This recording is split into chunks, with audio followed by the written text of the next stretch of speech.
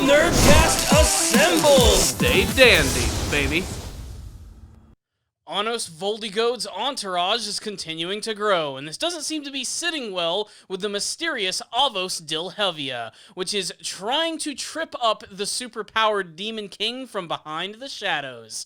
Hello, my friends, and welcome to another review of the Misfit of Demon King Academy. And this was a jam-packed episode, which is building up a massive conflict in a big old sword battling tournament, which frankly I can't wait to see because we all know that Anos is just going to completely spank the asses of everyone who is going to be involved. But this was a pretty exciting episode right here, delving a little bit more into the nice relationship between Anos and Misha, as well as introducing some brand new characters and trying to build upon the fact that there is this mysterious figure who has sort of taken over sort of the legacy of Anos Voldigode, and that's this mysterious character who goes by the name of Avos, a character who has sort of stolen everything that he has built up in the past. So let's go ahead and run a fine-tooth comb through this episode as we move into some of the bigger details. So apparently there's this big sword tournament which is being cooked up by the school, and it also seems like it's some sort of weird plan in order to make Anos look really bad, or to at least discredit him a little bit, especially because, according to a brand new character in this episode, he's sort of seen as like the hope of the Unitarians, the hybrid characters in the show, and they really just want to get him out of the picture, and it looks like it's all being cooked up actually by the homeroom teacher, who really seems to have a massive chip on her shoulder when it comes to Anos Voldigode, especially because in this big sword tournament, her brother is going to be involved, some dude who goes by the name of Crute Ludowell. I don't know if this guy's going to be a threat or not. I honestly don't think we've seen anyone who can even go toe-to-toe with Anos. I mean, the closest thing we have to that is the brand new character of Ray, which for some reason in this episode they refer to as Lay.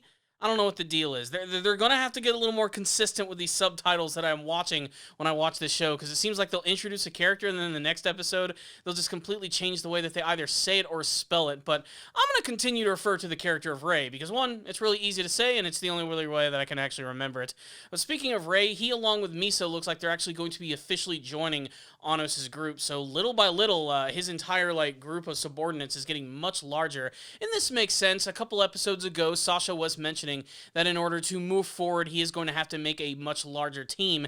And of course, these characters appear in the intro, so you know that they're going to end up being pretty damned important. Not to mention, Misa is a very important character because of her Unitarian status and the fact that she's sort of like the leader of this hybrid group of people, basically Anos' big harem and everything.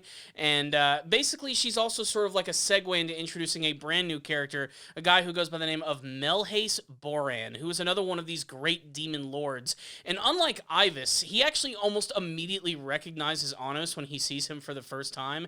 His memories have still been erased, but his magic source is still able to sort of recognize who this is, and he seems a lot more grateful than Ivis was to actually witness and see his old master yet again.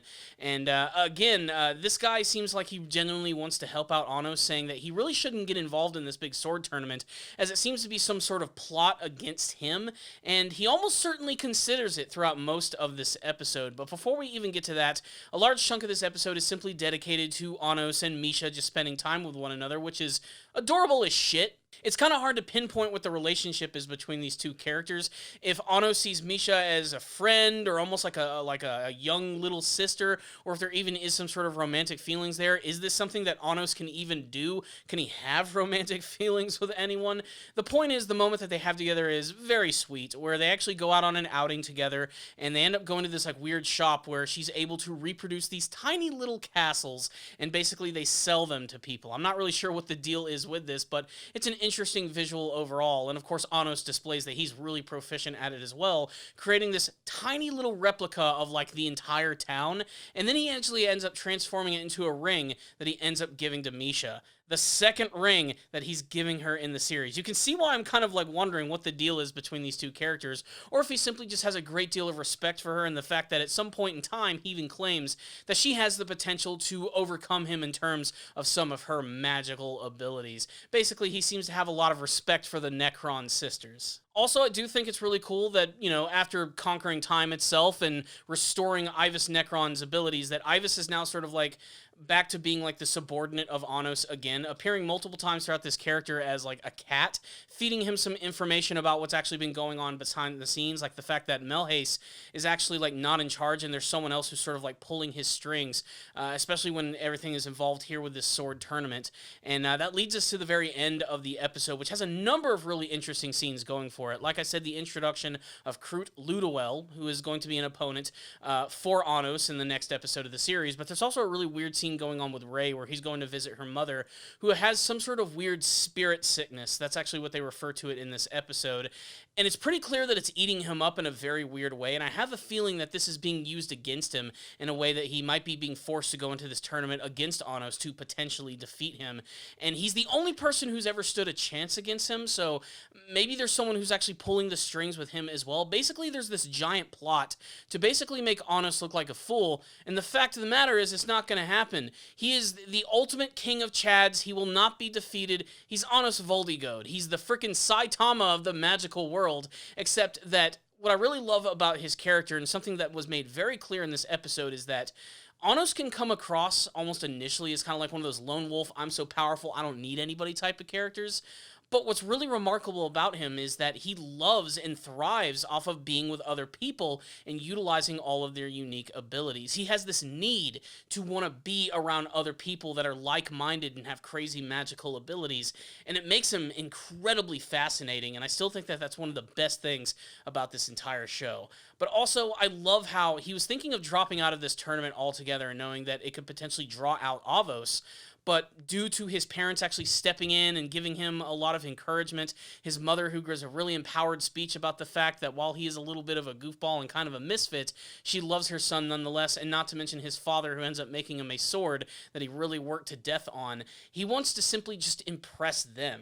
And I think that's really great for a character like him, who, again, could come across as very high and mighty and uncaring, but he really does seem to genuinely care about all of his friends and family, which, again, I think adds a layer of depth to the series and to his character that I honestly didn't expect to see when the series actually started out. Again, it's just another one of those infectious and awesome things about the Misfit of Demon King Academy. So what's the rundown on this episode of The Misfit of Demon King Academy? A nice episode that's building up a major conflict, I think, that's going to be popping off in the next episode of the series. I can't wait for this sword tournament. I can't wait for him to, let's face it, he's probably going to destroy this guy Krut, and that's probably going to piss off his homeroom teacher even more.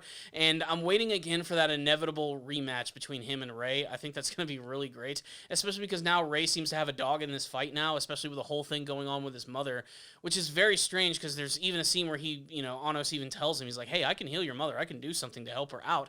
I could give her the strength to climb a freaking mountain. But he completely just disregards it and decides to go against it, showing that something else is going on behind the scenes here. And they're doing a really great job of actually building up in the mystery behind all of it.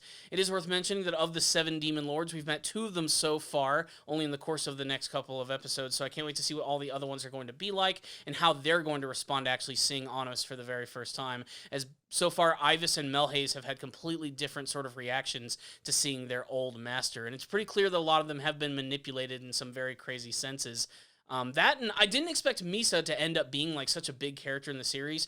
Initially, she came across as one of the side characters who might only appear in like one episode, and that's pretty much it for her. But they seem like they're doing a pretty good job of actually building her up a little bit more, and her along with Rey make, again, just a really great cast of characters even better, and I can't wait to see more of them playing off of one another, especially when they're all actually together.